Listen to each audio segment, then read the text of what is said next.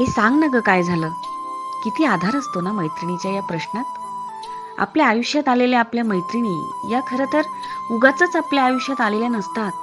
काहीतरी ऋणानुबंध असतात, काही संचित असतं आणि या आपल्या आयुष्यात आलेल्या असतात. लाखो करोडो स्त्रियांमधून नेमकी यांचीच निवड आपल्यासाठी देवाजीनं का केलेली असते हे खरं तर त्या देवाजीलाच माहीत.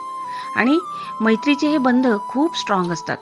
रक्ताच्या नात्यात आपल्याला काही चॉईसच नसतो, पण मैत्रीच्या नात्यात तसं नसतं.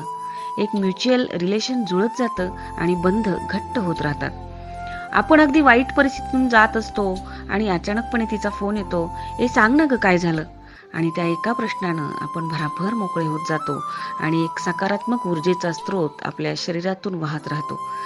पैशांनी श्रीमंत होणं फार सोपं असतं हो, पण अशा मैत्रीच्या धाग्यांचा उबदार स्वेटर मिळवणं फार आणि फार अवघड असतं. आणि म्हणूनच मला हा प्रश्न खूप आवडतो. ए सांग ना ग काय झालं.